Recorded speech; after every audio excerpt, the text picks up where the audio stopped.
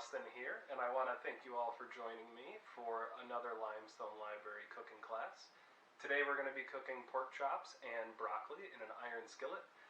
This is one of my favorite meals to cook, probably my favorite meal to cook, because while it tastes great, which is I think the most important thing, but it really checks all the boxes. It's super easy to cook, it's really fast, and it's usually really cheap. Under normal circumstances, you can usually find pork between like $1.19 a pound, $1.39 a pound. I've even found it for about 99 cents a pound. It's up to about $3 right now, so we might want to wait a little while before we can call it cheap, but it's still not too bad even with that price. Yeah, it's one of my favorite meals to cook because you can also you can cook it at home with your family.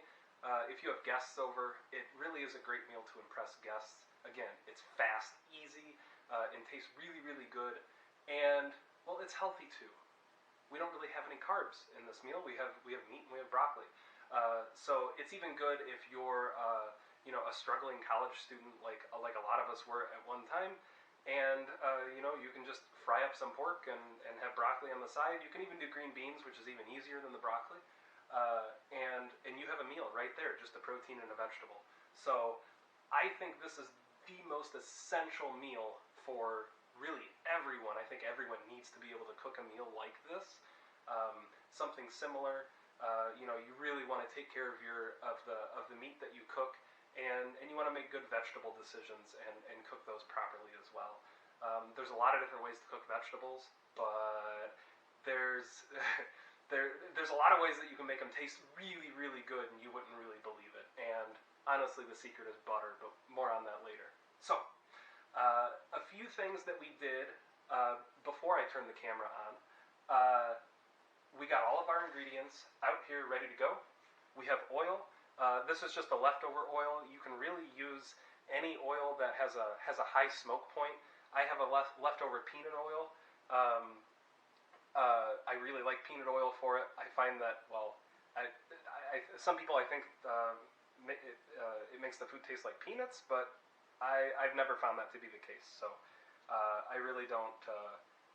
I think it's a pretty decent neutral oil. It's really high heat, really versatile, and it's not very expensive either.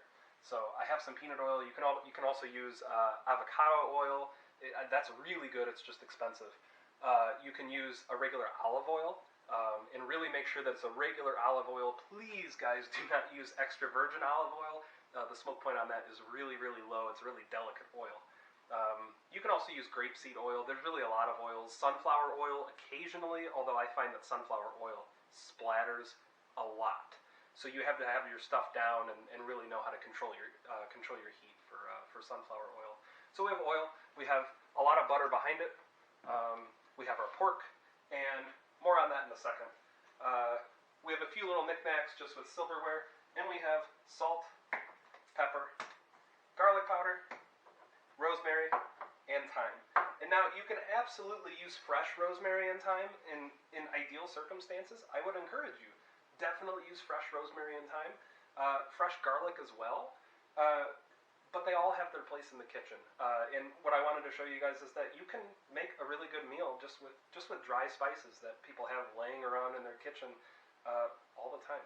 So you really don't have to go out and do any special planning and make sure that you cook with the fresh herbs within a couple days. So the dry herbs work. I won't say that they work out as well, but they're really, really good too. If you want if you watch this and you taste it and you're like, oh, this is nice, I'm going to eat this every day now. Well, you're going to get sick of it. So if you want to change these two spices out for a totally different flavor profile, I would recommend cooking it with cayenne pepper and coffee grounds. And I really like these coffee grounds. I like the texture of them. They're very, very, very fine.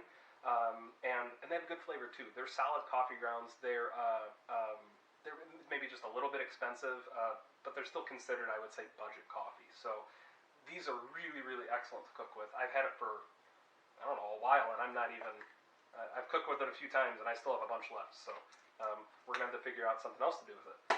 But really good coffee grounds. But today we're going to cook it with just these basic 5 spices here.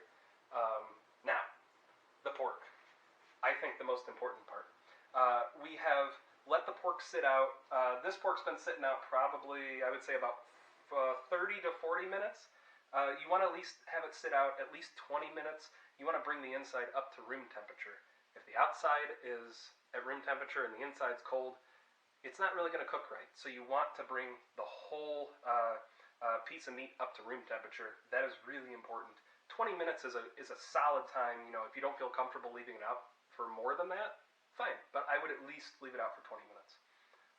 So we have that. Let's see. We have our broccoli in the microwave. That's not the final product by any means. But if you want, you know, budget broccoli that you can still make taste really, really good, I highly recommend buying a big frozen bag of it. And what I do is I put it in a bowl. I sprinkle the top with a little bit of water, and then I steam it in the microwave. Depending on how much I have, with this amount, I put it in for about 8 minutes just to soften it up. But we're going to finish it in the skillet, and it's going to make it taste fantastic. So we have our broccoli, we had our pork sit out, and that's it. We're ready to get started. Now, we're going to hit the pork with some salt, and we want to be pretty liberal with the salt. It's really important to have really, really big grains of salt for this. You want to taste the salt. You want that texture when you're eating it. So the small grains are okay, but I find that really, really big grains of sea salt, pink Himalayan salt, anything like that, it really changes it. It's quite a treat. So this grinder, it doesn't make the salt grains really big, but it will do for what we're trying to do. So like I said, a pretty liberal amount of salt. You definitely don't want to over-salt it, but really what you're looking for is just good coverage on the piece of meat. You want to consider the thickness of the meat as well. This pork's I would say about 1 inch thick. So, you know, we are going to be somewhat liberal with our salt. A little bit of pepper after that. And the pepper,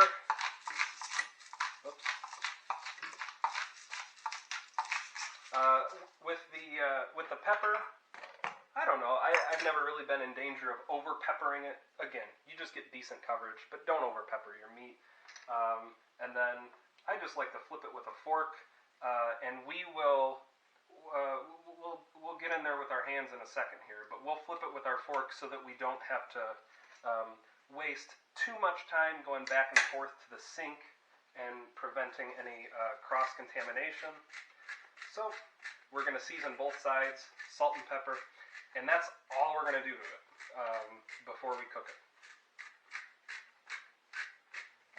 If you have better grinders at home, this task will be a lot less arduous, but you will work with what you have. And if you have just plain old iodine salt, that'll work too. You're still going to make a really good meal. I really want to stress that. This meal, I have to say, is incredibly easy. And once there's a few tricks, there's a few spots where you can really trip things up.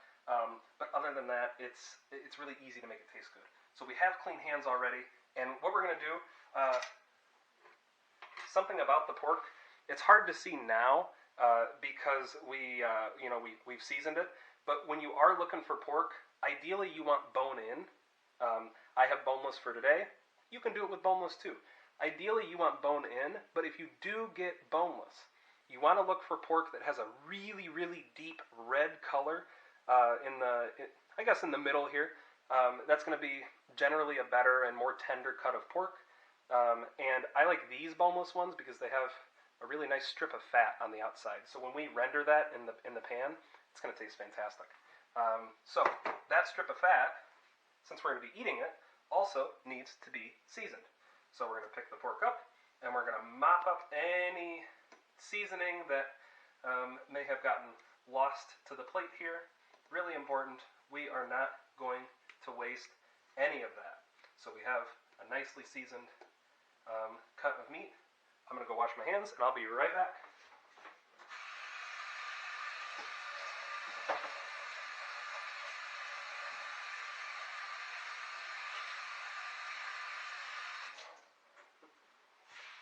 Okay, so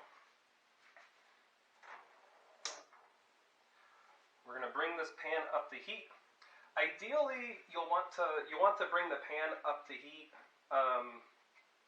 probably while you're seasoning the pork, so that it gets up to heat. Especially if you have a skillet, it's going to take a little bit longer, but it's going to hold that heat in that pan quite a lot longer. So we're going to bring it up to heat. We're going to speed it up a little bit. But my pan, I just cleaned my pan and I dried it, so it already had the flames on it when I dried it, so it was already pretty hot to begin with. So bring it up to heat, and once you're satisfied, it's starting to smoke a little bit. I thought I saw something, so we're just going to bring this down. I like to cook pork on medium heat.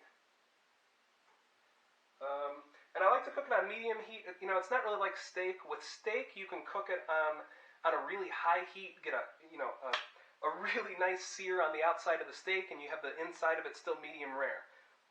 Well, we got to cook the inside of the pork, and we want to cook it to about 145, which is a medium. I usually try to err just a little bit on the safe side and cook it at about a medium well. But even if I get well done, it's barely well done, and when you cook it like this, it's still gonna have a really nice flavor. So we're gonna shoot for a medium well, but you can absolutely cook pork medium and do just fine. So I'm pretty satisfied with the pan. Pretty hot, but time will tell. You want to hear that sizzle when you put the pork in. So we can get our oil here, and it's going to be hard to show because I don't think you guys are up very high, but we don't want too much oil. We want enough to cover the pork. We want enough to cover the bottom side of the pork. So I would say we're really just dealing with probably about a couple tablespoons. Okay, and we'll wipe that off. Set this aside.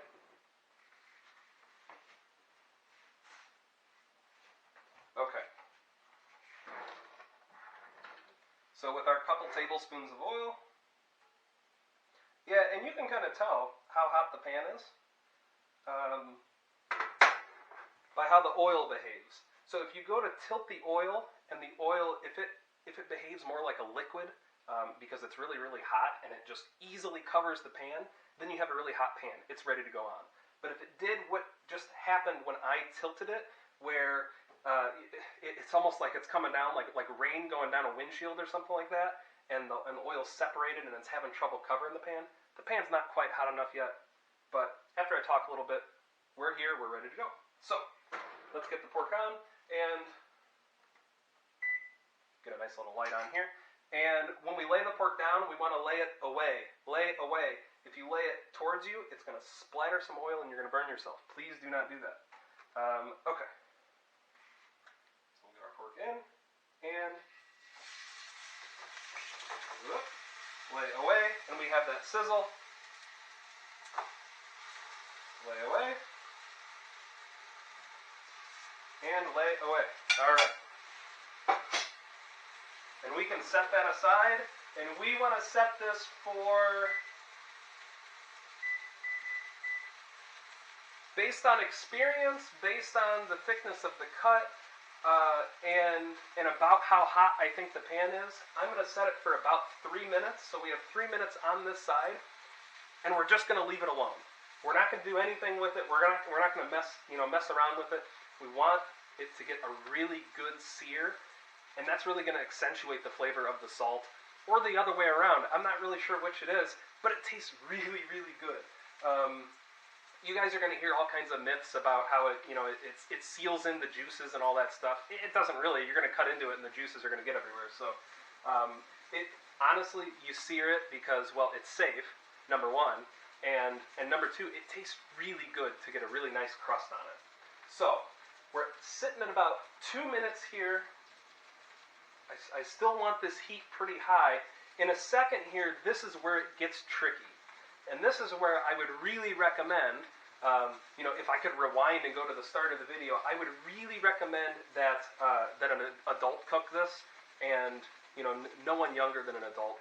It can if you're not careful, we are going to be very careful, but if you're not careful, you can definitely start a fire. You want to have, at home here, we have a fire extinguisher under the sink.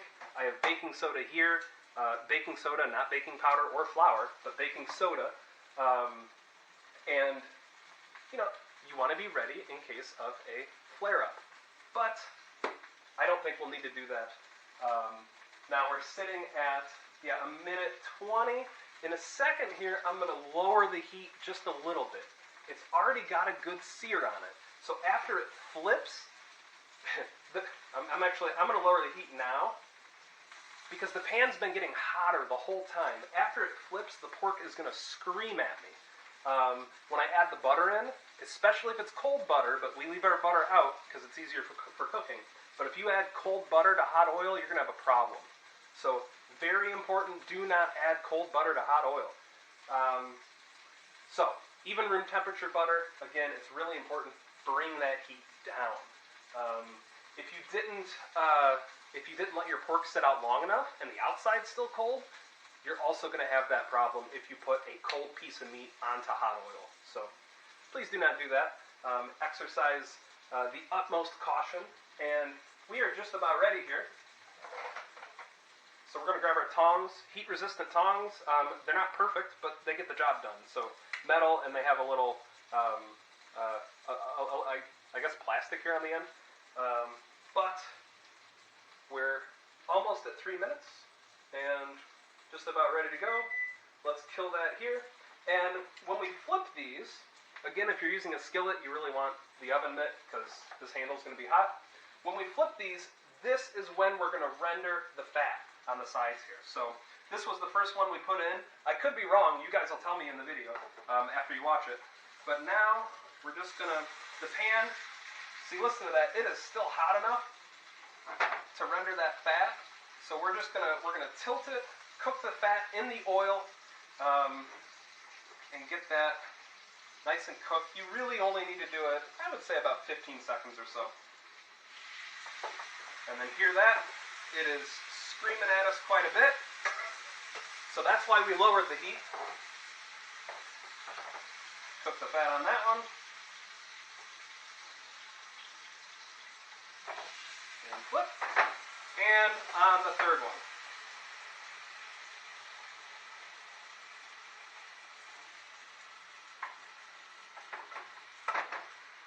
And I'm noticing here,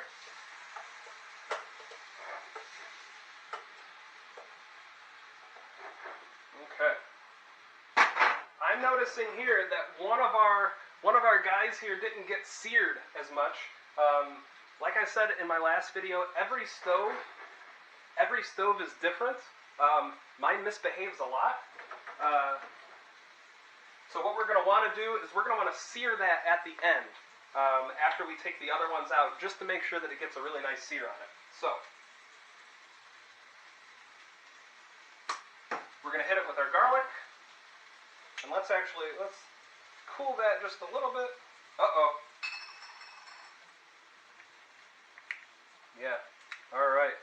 Oh, this is, get rid of that. There we go. Oh, they both came off. Okay.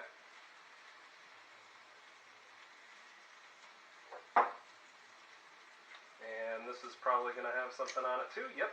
All right. So they're dry, but they're fresh. So hit it with the garlic, hit it with the rosemary, and the thyme. Whoop. Okay. And we've killed the heat a little bit, so it's safe to add the butter. And what I like to do, just to be safe, butter the outside of the pan, bring down the temperature just a little bit more. So we're just buttering the inside of the rim here, and we're going to test it, and we're good. So everything should be fine. We'll add some more butter, but that really is the trickiest step there. You want to make sure that you don't have a flare-up. And I have a nice big spoon because we're going to butter baste it as well. So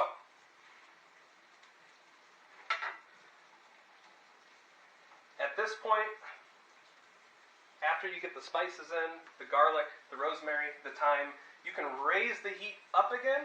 And since we've done all this, we're now going to set a timer. We'll set a timer for another 3 minutes.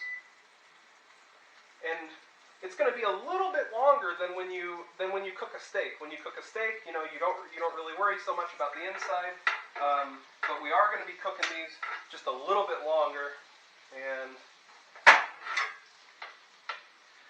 when you do that, you will get cuts like this that don't necessarily have a really good sear on it. These are still decent sears. You're just looking for a brown crust. That's all. It's not really going to be the really dark brown and almost black like you would get on a steak crust. And now at this point, we're going to butter baste.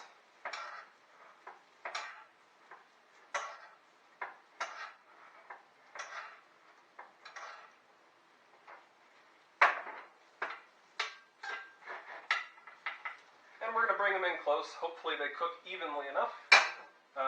But even if they don't, we will be ready regardless. Now,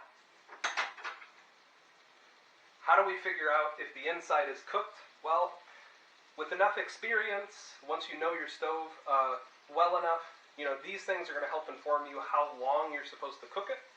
However, things can still happen. Right here. In a normal cooking show on YouTube, you could just cut that out, try over, start it over, whatever. But these things happen, these challenges happen, and you have to be able to recover from them. So we're going to sear this at the end. We're going to make sure that inside's cooked.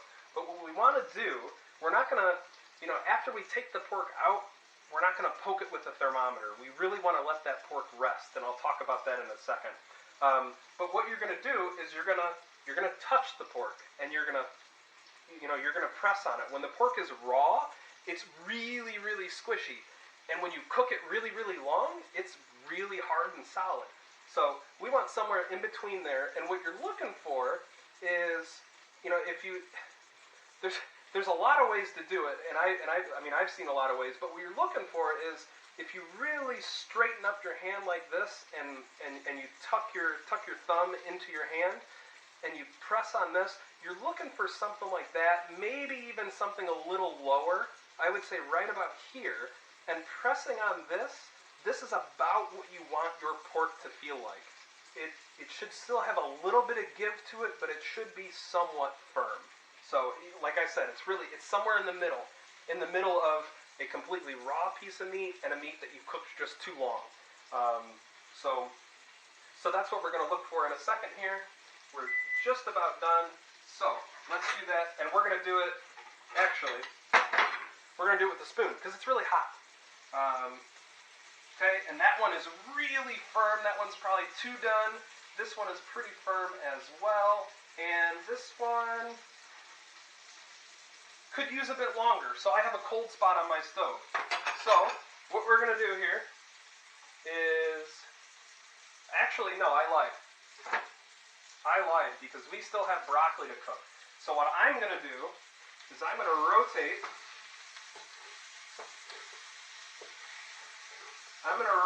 these over to the cold spot, but what I did is I put the fat side, I put it up against the rim of the pan.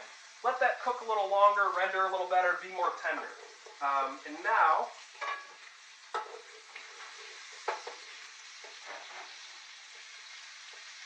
that seems to be a pretty hot spot on my pan.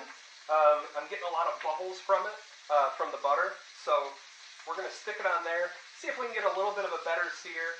And on this side, I don't know if you can see it. On this side, that's an acceptable sear. Again, we're not really looking for anything really, really dark. It's not a steak, it's a pork chop. We've got to cook the inside at least to a medium well. So, I think I'm pretty satisfied with that. And yeah, it's gotten a little bit better, but we don't want to overcook it. So that's about as good as we're going to get. All right, now, very important here, I killed the heat. We're about to put cold broccoli in. Well, not cold broccoli, but it's been sitting in the microwave for a while. So I killed the heat, We're gonna bring this heat way down. Woo! Yeah, it's screaming at me. It's popping at me. We gotta bring that heat down. And what we're gonna do is we're gonna rest the pork. We're gonna let it rest for about 4 to 5 minutes. And what this is gonna do, it's gonna finish the cooking process. There's still a lot of heat in the pork, so that's gonna allow it to finish cooking. And when you cook pork, when you cook meat, the fibers in the piece of meat, they tend to tense up. So if you take it off the pan and then cut into it, you're not going to have anything really tender. I'm probably dripping all over my floor. Oh no, I'm not. Nice. But when you cut into it right away, it's not really going to be that tender. So you want to let it rest, let it finish cooking, and let the fibers in the meat, let the proteins just relax, so that it's not so tough and tender. So I think I'm satisfied with the temperature of the skillet. We're going to take it out now. This is another sort of tricky spot, not as tricky as flipping it and putting the butter in, with the hot oil, right? But it's a little tricky. If you remove this, the temperature of the skillet's going to jump up quite a bit. So if I were just to take all these out, it might actually start a fire if I do it real quick. It might not. We've taken precautions, but we're going to take it off, and it looks good. Take it off, still good. Not really. Oh. So it changed a little bit. It started to sizzle, but we're good. And even when we do that, it's screaming a bit. So we're just going to take it easy, take it off, and now, this is really important. We're going to cook the broccoli in the pork juice. And we're going to get a really fantastic flavor. Even though it's frozen broccoli, you can cook frozen broccoli, we're going to get a really, really good flavor out of it. So let's find, we want something like this. Actually, this would work too, but we want something like this. We want to drain the juices out. You don't want broccoli juice to go in here. The water, it can cause a flare-up. Not broccoli juice, but the water. Okay. Okay, so that's going to sizzle. The pan's still pretty hot. So let's get that in. Sometimes you can't do that. Sometimes you can't pour it like that. I noticed I didn't have very much water in here. All right, we're going to turn this back on. But I noticed I didn't have very much water, and the pan wasn't that hot.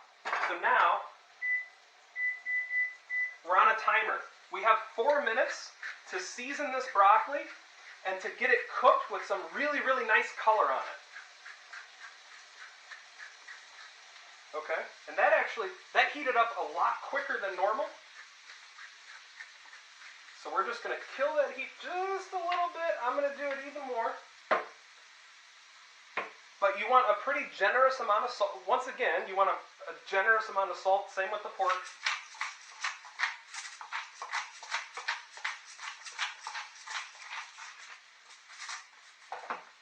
A good amount of pepper. And, of course, garlic. And you could be done there, but actually, I am going to add some smoked paprika as well. You can do the Hungarian stuff or the regular stuff, but I really like the smoked paprika. I feel like I can actually taste something when I put it in. Okay, and we're sitting at about 3 minutes. I think it's safe to put some butter in, so let's do that. And don't be shy. A good Paula Deen amount of butter. Okay. Everything's safe. We're going to bring that heat up again. Anytime you're adding something cold or something liquid, anything like that to the pan, you want to bring that heat down, especially on a skillet, because it cooks really hot, a lot hotter than just like a regular stainless steel pan might. So we're going to bring that heat up. I think I have it too high, but we want to melt this butter, get some good color on our broccoli, and then we'll be good to go. So this is why, put that up there with the hot part of the pan. This is why at the beginning we put the broccoli in the microwave for 8 minutes, because we're just frying it in the pan it's like a really quick, like 4 minutes. Just while the pork rests. And well, that's not really enough time to soften the inside enough. So that's what we do in here. We steam it in the microwave, soften up the inside, and then we'll finish the outside in the pan. Almost like how you would reverse sear a steak, where you put it in the oven first, and then you take it out, and then you sear the outside. That's pretty much exactly what we're doing. Okay.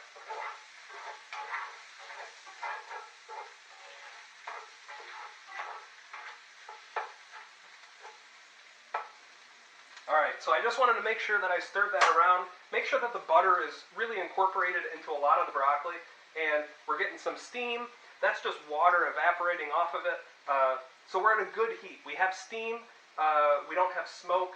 Something that you want to keep an eye on is the color of the butter. The color of the butter and the oil in here. Right now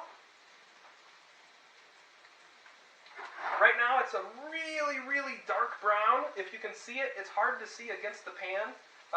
But if you can look down here, it might not even be that dark. But what you want to avoid, again, the reason why we're adding oil and butter, you want to avoid burning either one of them. If you only add oil to this whole recipe, you're going to burn the oil. If you only add butter, you're going to burn the butter. So you add both, you add it, pretty generously, so that it doesn't burn. We're dealing with really high heats here. Again, adults only. So, this is just about done. Looking pretty soft here. Fabulous.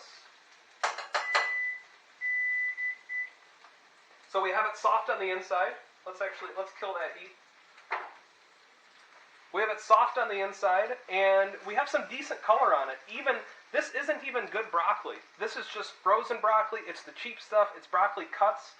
But even pieces pieces like this that are really just a bad part of the broccoli, even that, if you cook it like this, it's going to get really soft. It's going to taste really good on the outside. It's just a fantastic meal and pretty quick.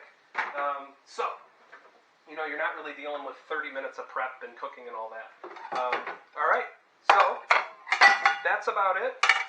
I'm going to plate this and eat, but I want to thank you again for joining me, and please let me know if you have any questions. We have a lot of exciting things coming up for you guys, so take a look at the calendar for the rest of the cooking programs for this week. And next week we have Around the World, so we'll be dealing with a lot of programs with a lot of different cultures from around the world, and learning about those, and a lot of really cool art projects too. So again, thank you all for joining me, and I'll see you later. Bye.